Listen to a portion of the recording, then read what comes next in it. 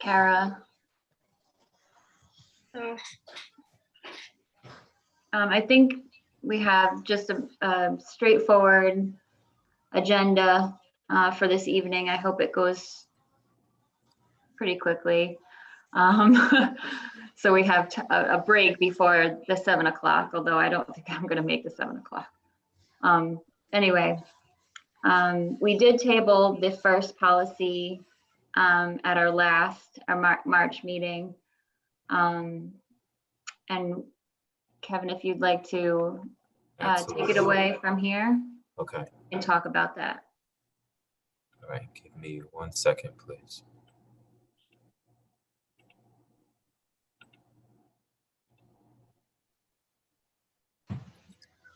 Okay, good evening, everyone. So we have 5 policies for consideration tonight.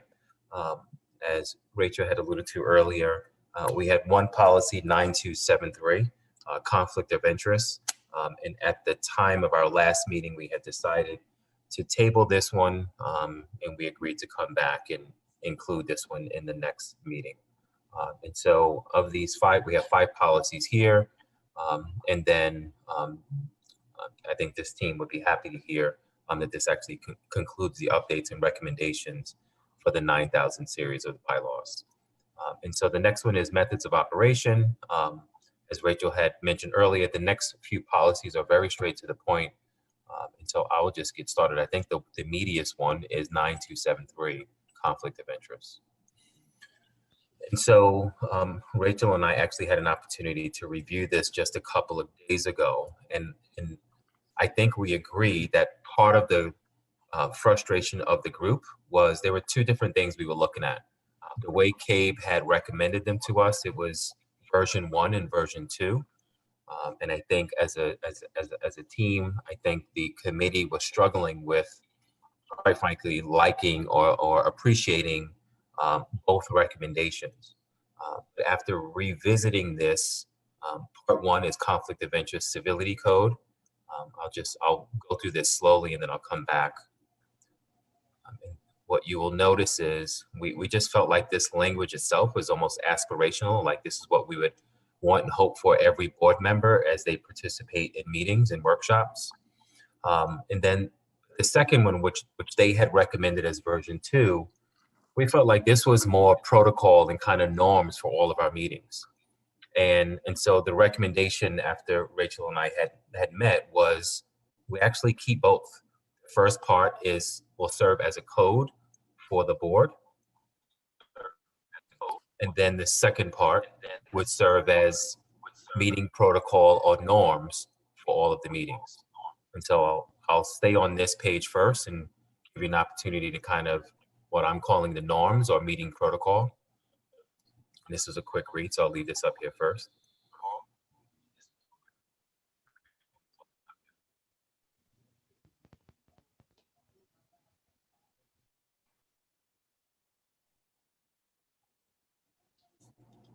And to add to that while you're reading, generally I think less is more when it comes to policy, but I think, our bylaws are kind of our board, part of our professional development in a way.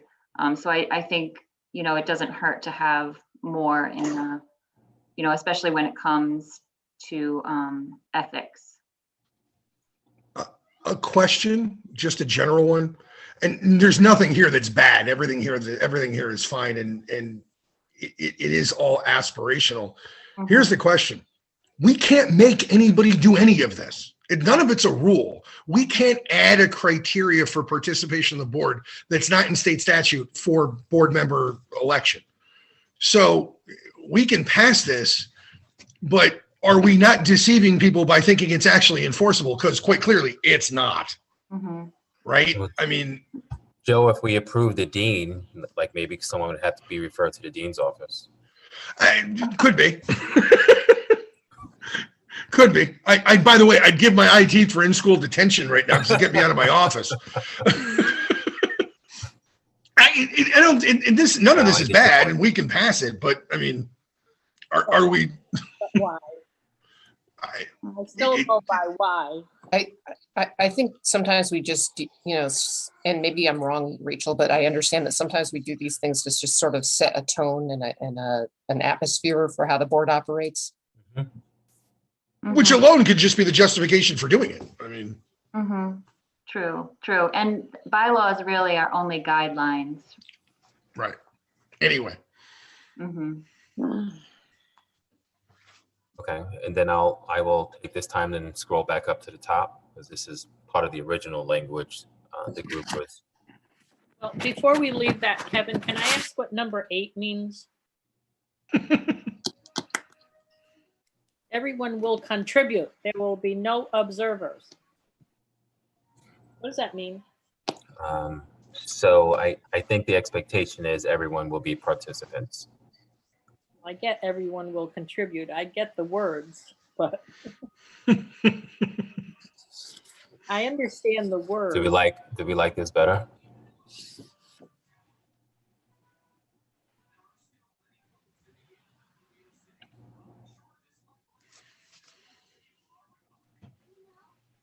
Everyone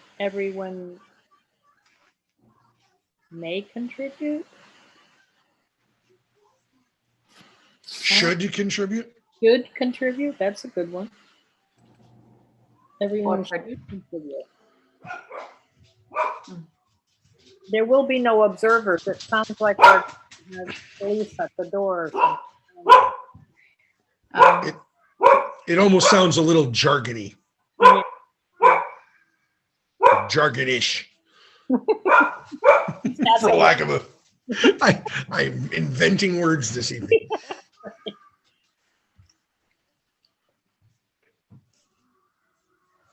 Yeah, I feel like everyone should contribute. Yes, I like that better. Okay. Thank you. Is the group okay with me just taking this out and not having a strike through there?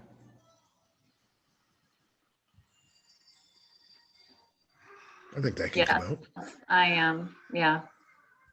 Yes.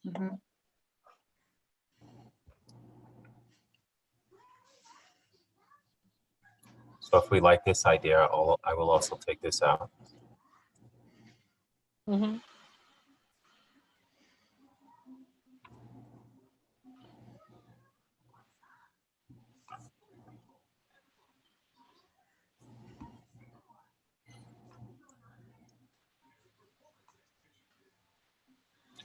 then this is how CABE had recommended the code. And originally they had a version 1 and version 2.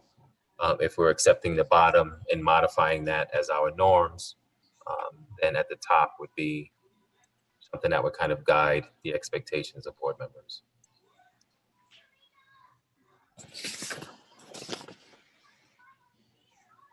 Are there any other questions or discussion on this policy? No. Okay. I'll ask for a motion to bring this to the full board. So moved. I'll second. Moved by Joe De Silva, seconded by Kate. Thank you. All those in favor? Aye. Aye. Aye. Okay.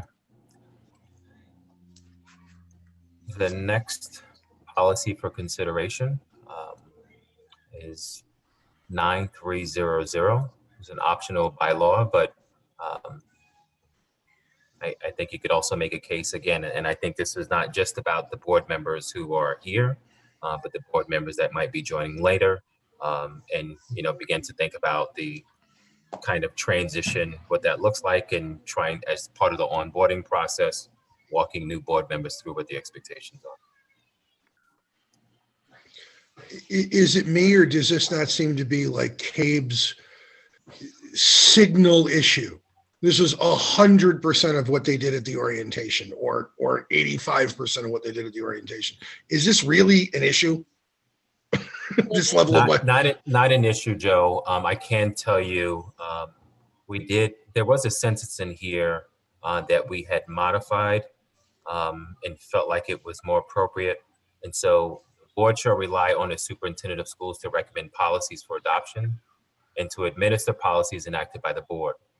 Such policy shall be broad enough to indicate a line of action to be taken by the superintendent, meeting a number of problems and jobs. I'm sorry, maybe, so Rachel, this was not the one that we had adjusted. It was the second sentence there. Yeah. The policies and policy amendments may be initiated. Here it is. Right, because initially it was only the superintendent, but the reality is sometimes you get recommendations from the board, which has happened in my short time here. Recommendations from community. You know, the superintendent or the board are under no obligation to adopt recommendations from the community, but it doesn't mean we could not consider them. Yeah, I don't have a problem with it. It just seems that this is one of Cabe's hobby horses. Got it. Which doesn't seem to be an issue here. That, you know, I mean, I've only been on the board for a year. It just doesn't seem like anybody here is trying to micromanage anything. I mean, I'm just wondering if this is a solution searching for a problem. That said, there's nothing wrong with the policy. Okay.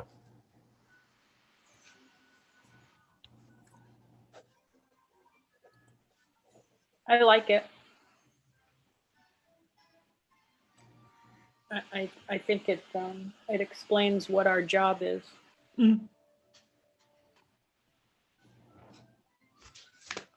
I certainly don't object to it. I just think, you know, it's stated in several other places. So I just, you know, if they want to make it more explicit, I have no objection. For instance, Kate, how would you make it more explicit?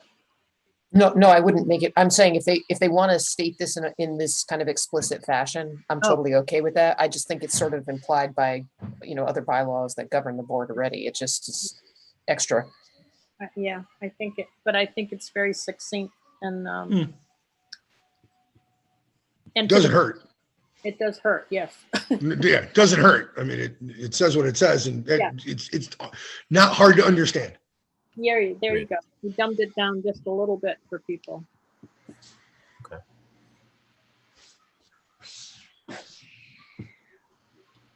Rachel, do you want a motion? Sure, I'll take a motion. So moved. Second. Did it go to the board? Moved by Joe, seconded by Kathy. All those in favor? Aye. Aye. Passed. Next one. After our last meeting, I feel like this team is a little disappointed. I'm not bringing back some tough ones for you guys the rest of it.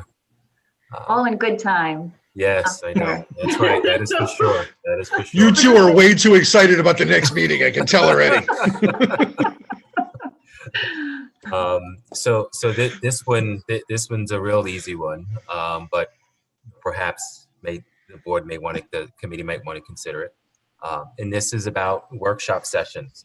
The board may schedule special meetings for the purpose of conducting workshop sessions to provide its members with the opportunities for planning and thoughtful discussion. Topics for discussion and study will be announced publicly. Board of Ed workshop sessions will be conducted in accordance with the state law on public meetings.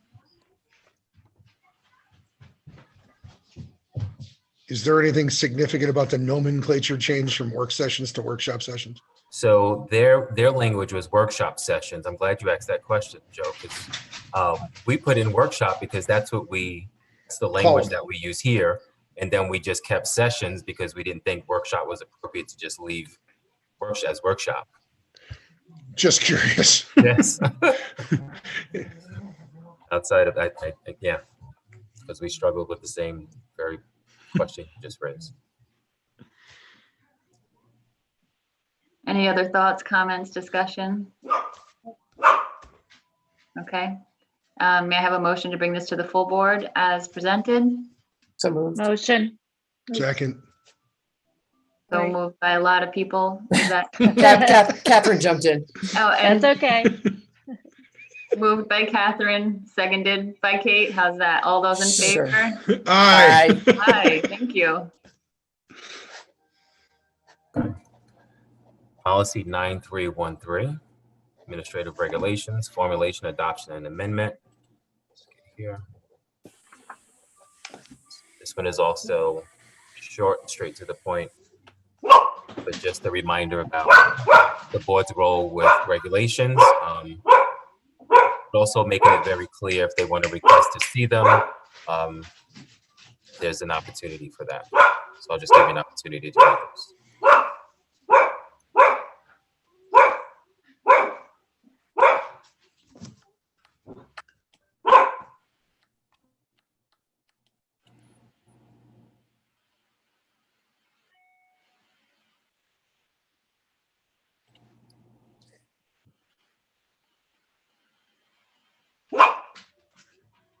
So can I just ask a clarifying question here? Sure. Where it reads at the top there, the board does not adopt administrative regulations unless specifically required to do so by law or unless requested to do so by the superintendent. Does that necessitate that we adopt administrative regulations if requested? Or is that, optional based on the language underneath, which says that if it's inconsistent with the policies adopted by the board already, that we don't have to approve it as is? Yeah, thanks for the question, Kate. Honestly, I'm not really sure what this means. And so I can see if we have a policy in front of us that's, almost just by the nature of the policy, the regulations are almost built in. And so, or there may be a law that, a law that requires us to pass a policy, but we also requires board involvement in how it's operationalized. I don't understand the part though, unless requested to do so by the superintendent. Query? But the board has voted on some regulations in the past. I mean, one of them very near and dear to my heart was the AIS sibling preference, right? So that is not a policy, but it was a regulation. And I don't, I'm not privy to the conversations that the chair and the superintendent had at the time, but that came to a vote several times. Be a perfect example. Absolutely. Two questions. Number one, should we make this consistent with the change we made to the earlier one where a policy can be suggested by the board, the superintendent, the board, the public, the community, whatever that language is, as opposed to this, which seems to bring us back to Cabe's original language from the other policy proposal, where it was basically only the superintendent. I mean, I'm not sure that they shouldn't probably be consistent, number one. I don't know if they have to be. It just seems to me that this is inconsistent with what we just amended the other one to do. Well, that was policy, and this is regulations that follow the policy. Is there a distinction that there's a critical distinction there? Okay. Yeah. Okay. And I don't think, Joe, unless you're saying you would like, which I think would really change the policy itself, but if you wanted to say, if we want to go back to the other one and say you'd like for the public to have an opportunity to also make recommendations about policy and regulations, and that's a different, you know what I mean? If that's, I don't care. I was just checking to see if consistency was important here. Okay. If there's enough of a substantive difference between policy and regulation, I'm fine with it. And I think, to jump in on Kate's question, I don't think we can adopt a policy that requires us to adopt the superintendent's proposed regulation, because I don't think we can legally bind a future board to an action. Things that are required by law by legislatures higher than us. I don't know that we can bind ourselves in the future. So I think this language is fine, but I don't think it's binding on us that we have to do something the superintendent says, because I don't think we can take that discretion away from a future board by operation of establishing a policy. I understand. And so Rachel, with that example about for the magnet school, I'm assuming, was that board action where you guys actually voted on it? Yes. We did vote on it, and it was because the superintendent came with his recommendation and we didn't agree with it, basically. Got it. we were divided as to that piece of it. And Rachel can attest to the many hours spent on that particular subject.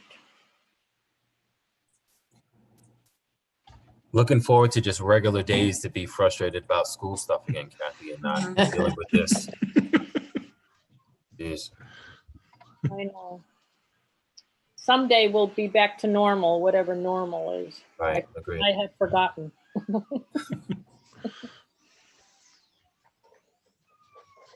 I'm not sure what to do about, that first part, Joe, where, unless specifically required to do so by law.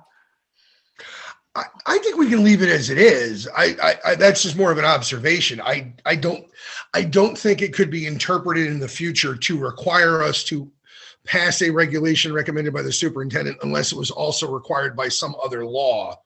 Just because I don't think we can bind a future board. That was more observational than I think we have to modify the language. Mm-hmm. Okay.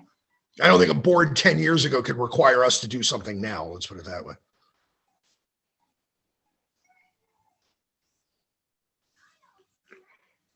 Are there any other thoughts, questions, discussion? No. So are we ready to move this to the full board? Or, we don't have to adopt this either. Was this an optional one, Kevin? It was optional to consider. Or we can share with the full board and get some feedback. That's true. We can discuss it with the full board. So I guess I'll ask for a motion to present it as is to the full board. Mhm. So moved. So moved by Joe. Is there a second? I'll second. By Kate. All those in favor? Aye. Aye. Aye. Aye. Aye. Thank you. Okay. Policy 9326, taping and recording of board meetings.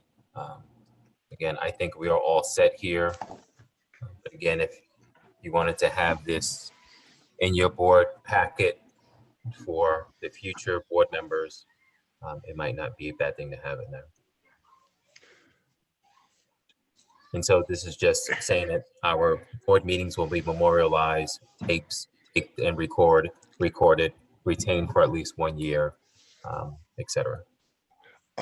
Question, and this may be functionally moot because the joys of YouTube preserve everything on the interwebs forever. The recording shall be retained for 1 year. Does that comply with FOIA? I'd want to check that before we adopt that. Yeah, Of course, we would still have the minutes though, Joe. Well, we I are required to share. I understand, but a public record is a public record. We now have two public records. We have the video of the meeting or the recording of the meeting, and we have minutes. I'm not suggesting that we can't do it. I would just want to check and make sure that we run that by Kim or somebody or one of the FOC. Yeah, because Joe, it does say you're making a good point here under number 4 under another version to consider. It says any recording of Board of Education meetings shall be made available to the public under the Freedom of Information Act. So if it seems kind of contradictory to have. But what about number 3 at the top? The recordings are not to be considered part of the minutes, and the minutes are the ones that are FOI, correct? Well, no. All public records are FOIable. Making them part of the minutes requires them to be available in a certain period of time and have the video be approved by us. So you need which is why you don't want it part of the minutes, because otherwise we'd have to approve the video. Yes, but yes, that's true. But are you questioning the 1 year? I'm questioning whether we can ever destroy a public document. If We may be able to establish a policy that allows for us to purge a public record after a period of time, and that may be okay under FOIA. I just want to make sure before we adopt the policy that we're not adopting something that is going to get us in Dutch later. Correct. So do we have to table this one? So yeah, let's do we need a motion to table? Make a Make a to motion, we table. postpone this to the next meeting. Thank you, Joe. Seconded by Kate. All those in favor? Aye. Aye. Aye. And we'll reach out to Kim and see if she can weigh in on that for us. That was quick. Yes. So bylaws are concluded now, finally, Mhm. and figure out where we left off.